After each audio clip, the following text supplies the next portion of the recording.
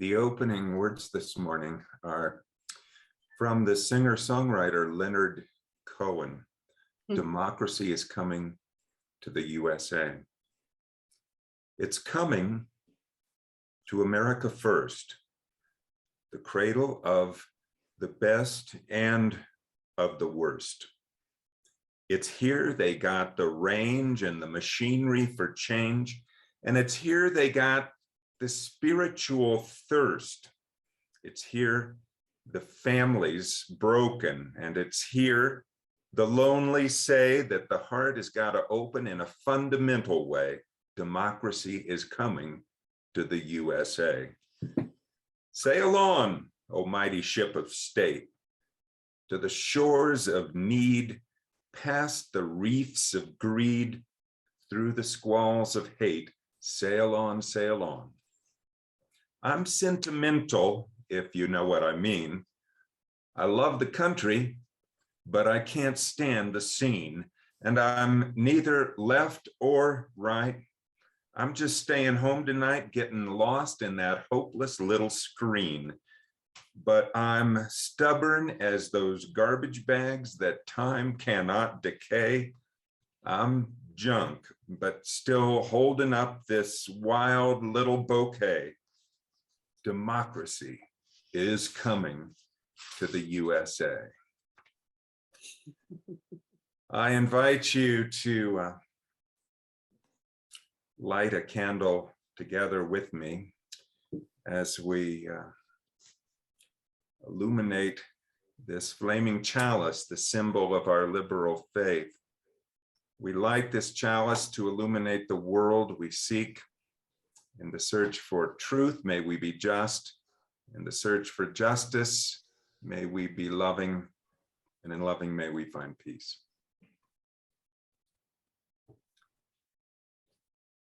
The reading this morning is excerpted from Amanda Gorman's long poem, The Hill We Climb, which she recited last January in 2021 at the inauguration of President Biden. The hill we climb. When day comes, we ask ourselves, where can we find light in this never-ending shade? The loss we carry, a sea we must wade. We braved the belly of the beast. We've learned that quiet isn't always peace, that the norms and notions of what just isn't always justice, and yet the dawn is ours before we knew it. Somehow we do it. Somehow we weathered and witnessed a nation that isn't broken, simply unfinished. We, the successors of a country and a time where a skinny Black girl descended from slaves and raised by a single mother can dream of becoming president, only to find herself reciting for one. And yes, we're far from polished, far from pristine, but that doesn't mean that we're striving to form a union that's perfect. We're striving to forge our union with purpose, to compose a country committed to all cultures, colors, and characters and conditions of man. And so we lift our gaze not to what stands between us, but what stands before us. We close the divide because we know to put our future first, we must first put our differences aside. We lay down arms so that we can reach out our arms to one another. We seek harm to none and harmony for all. We will rebuild, reconcile, and recover. And every known nook of our nation and every corner called our country, our people, diverse and beautiful, will emerge battered and beautiful. For there is always light if only we are brave enough to see it if only we're brave enough to be it.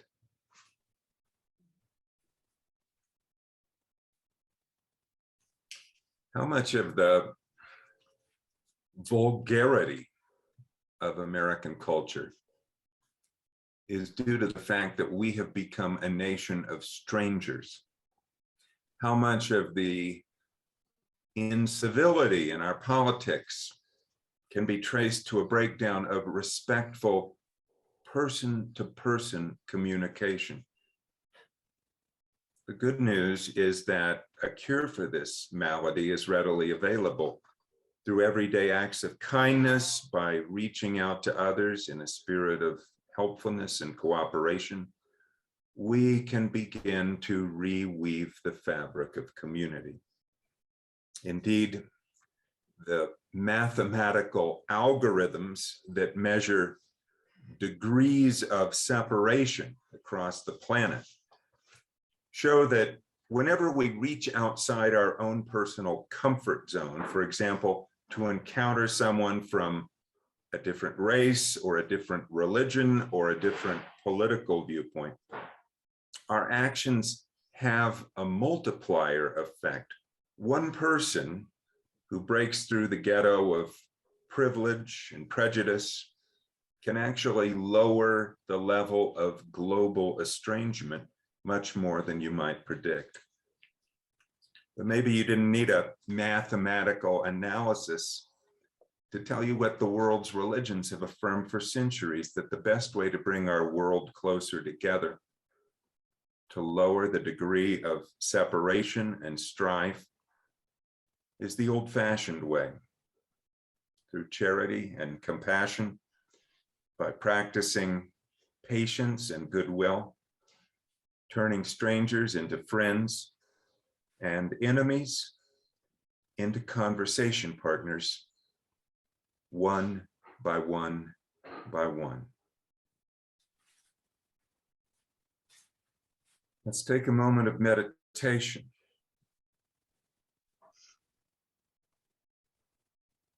With each breath, to welcome the stranger. With each breath, to let go of fear.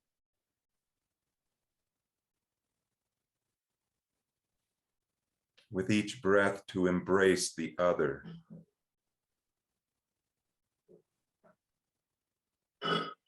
Knowing that every breath is shared, circulating between you and me, among us all. Not my breath, not your breath, but our breath. No breathing, but buddy breathing.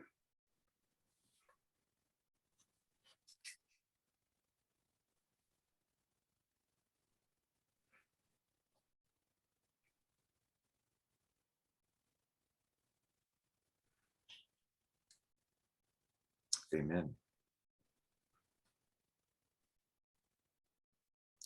Democracy, it's in decline. Freedom House reports that fewer people around the world today live under popular governments than at any time since the fall of the Soviet Union.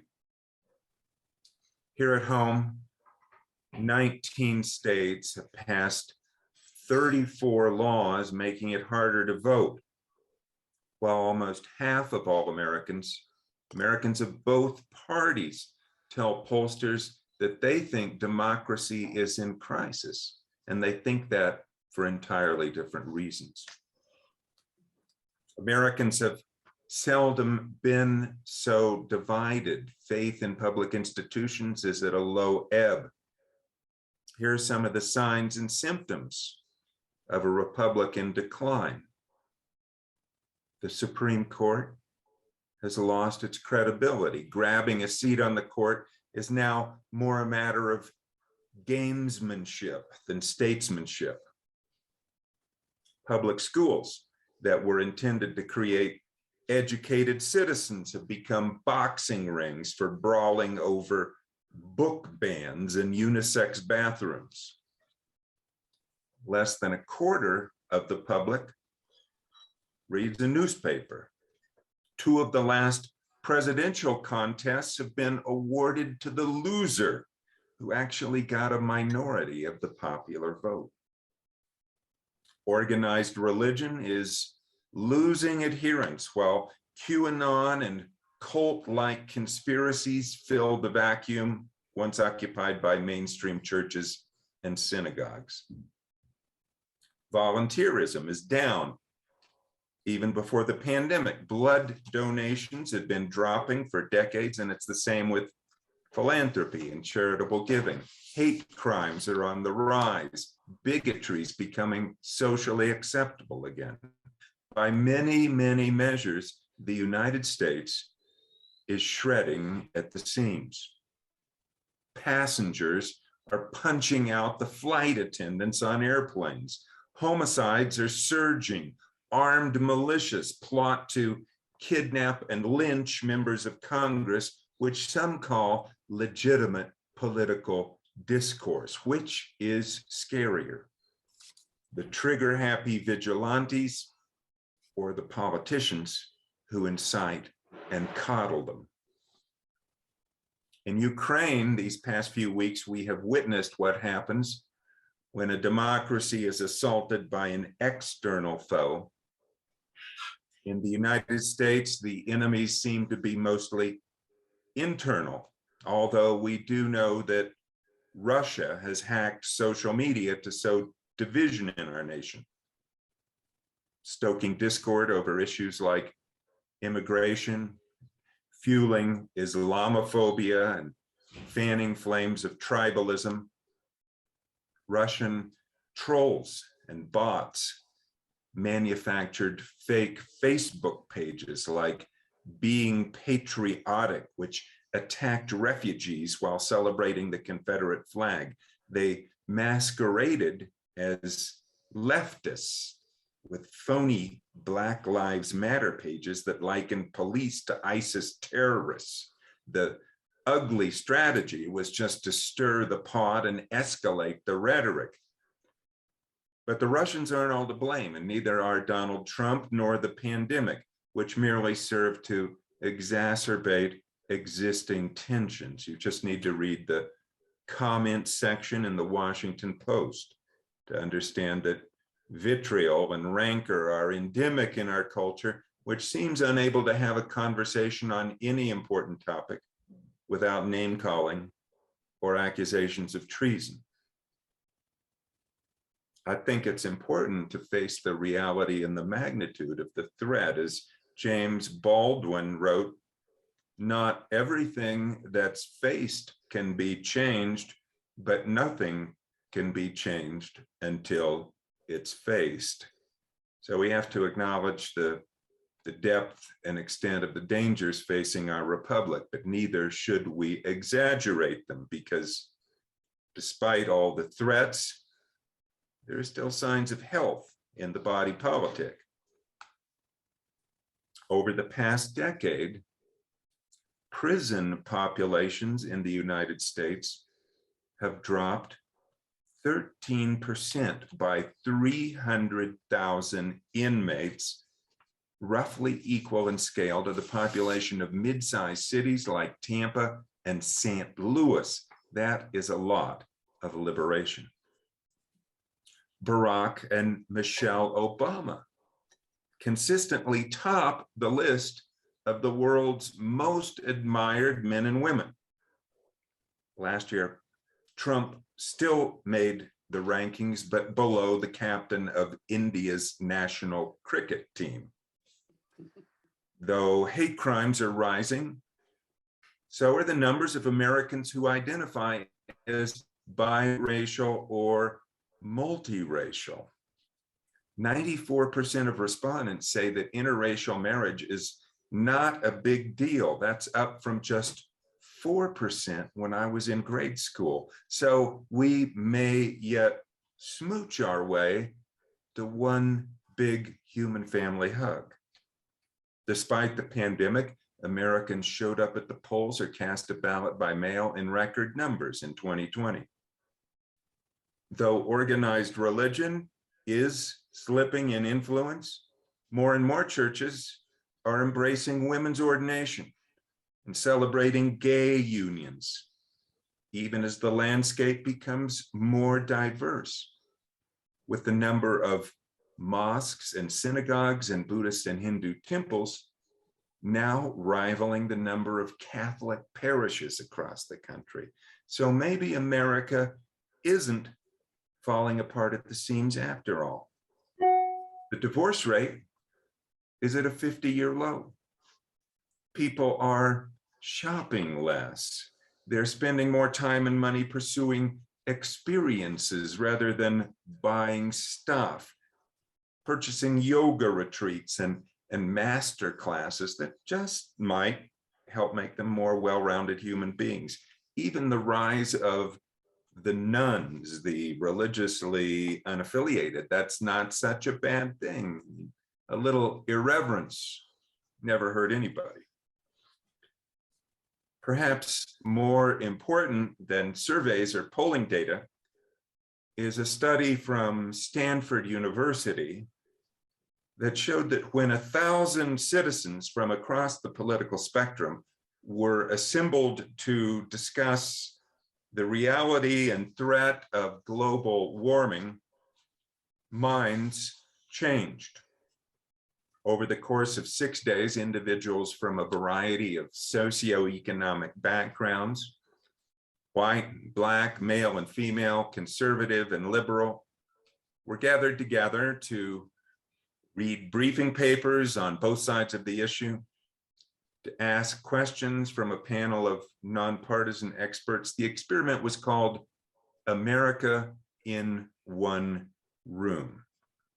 Participation was voluntary, discussions were respectful, and attitudes shifted. Climate skeptics became climate believers. 3/4 left convinced that it was important to reach the goal of net zero carbon emissions in the very near future, and that represents hope. I like the idea of America in one room after my own recent stay in the hospital. Last November, I spent 5 days in a small cubicle with an ultra-conservative Roman Catholic trumper named Gary, like me. That was a popular boy's name back in the 1950s. And we were close in age, but far apart in theology and politics. During one lull, I asked Gary what he thought of our current Pope. He said he thought Pope Francis was a communist. I asked him if he thought Jesus was a communist too, which gave him pause. We had some interesting conversations about Roswell and Area 51, but because we were separated just by a flimsy curtain, we had to avoid some of the most contentious topics and find ways to disagree without being disagreeable. We did find considerable common ground. We could agree that the hospital pizza was pretty good, that our wives were both gems, and that getting old was not for the faint-hearted. We could laugh together about racing one another around the nurses' station in our walkers. We could even agree that elections would be a lot more trustworthy if we used old-fashioned paper ballots, no online or electronic voting, so there would be a trail of who actually won or lost. I think our democracy would be stronger if we were all forced to share one room occasionally, the way random strangers in a jury chamber are forced to talk about crime and punishment and try to find not just consensus, but unanimity through talking and group deliberation. I might agree with their verdicts sometimes, like with Derek Chauvin. I disagree other times, like with Kyle Rittenhouse. But the marvel is that juries do arrive at a meeting of the minds almost 90% of the time. And I try not to second guess 12 people who've listened to hours of testimony and weighed the evidence. When I think of America in one room, I imagine how it used to be in the military, or at least how it was supposed to be, where guys from different sides of the tracks, from north and south, different races might share the same latrine or even the same foxhole and have to have each other's backs. Despite their differences, they formed a unit. In fact, the US military remains one of the few institutions widely esteemed across party lines, probably because of role models like the current Secretary of Defense, Lloyd Austin, a four-star general who rose from racially segregated schools in his childhood home of Mobile, Alabama, to become the chair of the Joint Chiefs, and who's now committed to rooting out extremism in the ranks. America's in trouble today, but we have to navigate that fine line between complacency and despair. Unless we acknowledge our problems, we can never solve them. But if we just see the problems, we throw up our hands in surrender. Unitarians have a special part to play in finding that balance because ours is a democratic faith. Our tradition goes back to those early pilgrims who, for all their flaws, gave self-government a jump start. They believed that the members of a church should choose their own ministers and govern their own affairs, not have their leaders appointed by bishops or selected by a king. Those congregational meetings were the forerunners of the New England town meeting, where revolutionaries like Boston's Sam Adams and his cousin John earned their spurs, helping to create an independent nation. Times have changed. Most of us no longer believe the things our forebears did. Our ideas have progressed on women's rights and gay rights and civil rights, and we've outgrown our rather limited Protestant past. But what hasn't changed is our commitment to building a certain kind of community that's inclusive, that honors human variety, that resolves conflict by mutual consent, that respects the will of the majority while respecting the rights of the minority, that holds freedom of speech and conscience to be sacrosanct, and that gives the least as well as the greatest a place at the table. So how do we respond to the threats our country is facing as religious and political liberals? First, it's important to realize that many of America's democratic virtues are synonymous with its vices. We have always been an unruly people, skeptical of authority. That's sometimes a good thing. Rebellion is a part of our spiritual heritage. But sometimes we betrayed that heritage, as occurred a little over 100 years ago, when Eugene Debs, a presidential candidate, and the Bernie Sanders of his day, who led the Socialist Party of America, was thrown into prison on charges of sedition. The Supreme Court justice who wrote the ruling upholding his conviction was a Unitarian from an iconic Boston family, Oliver Wendell Holmes Jr., who famously likened Debs' offense to shouting fire in a crowded theater. But Debs' real offense wasn't shouting fire at all. He wasn't in any theater. What he was guilty of was distributing pamphlets opposing the draft and US entry into World War I. Surely in retrospect, one of the most avoidable calamities of the last century. Let's not make that same mistake. Again, let's be careful not to stifle legitimate dissent. Let's not demonize those with whom we disagree, nor adopt the tactics of our adversaries by banning books or public shaming or closing down healthy debate.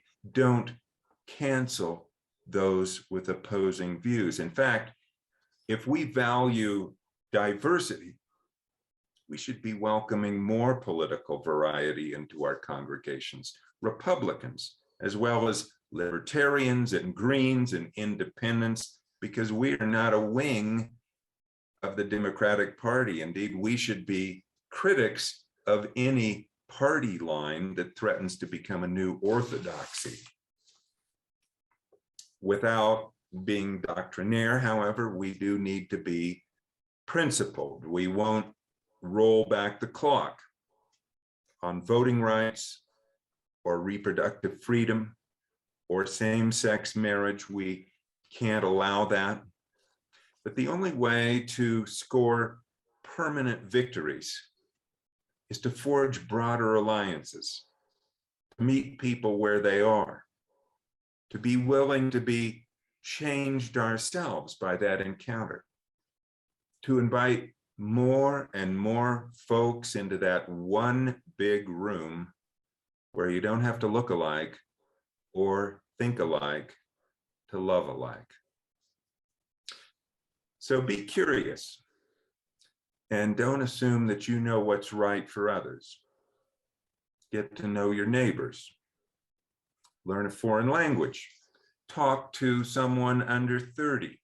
Zoom with your extended family, because if your family is anything like mine, there are ex-Marines and vegans and queer activists and Seventh-day Adventists, all struggling hard just to get through dinner without a food fight. It's a regular United Nations. But one immediate thing we can do to safeguard our freedom is to share this time and space together, practicing tolerance, speaking temperately, educating ourselves and each other, listening actively to divergent ideas, and understanding that democracy springs from the grassroots, not from inside the Beltway, but from people like us, from introverts and extroverts, pagans and humanists, a not quite random assortment of heterogeneous, but not all hetero people who love this faith and who love this country, all trying to be Americans in one room. Thanks for listening. Thank you, Gary. There is much to reflect on there. Thank you, thank you. As we reflect on Gary's words about community, we need to remember that the ways in which our congregation of UCOT really makes the difference. We support through our donations, our ministers, our assistants, our board to keep services coming and available. They help us reach out to the men's shelter, to many organizations that are supported through the Charitable Giving Committee. At this time of great needs, your gifts are truly needed. Our treasurer, Joe Mazza, is grateful for you to continue giving your pledges and giving special gifts. Please remember that when you give your check in the envelope and send it to UCOT PO Box 510, Taos, that you need to indicate whether it's part of your continuing pledge or a special gift to our outreach efforts. I hope all of you see the power of what we do together. Gary. The closing words are from William Sloane Coffin. May God give you the grace never to sell yourself short. Grace to risk something big for something good. And grace to remember that the world is now too dangerous for anything but truth, and too small for anything but love. And now we extinguish our chalice, but not the light of truth or the warmth of caring or the fire of commitment. These we carry with us until that day, which we hope is in the near future when we'll be together again.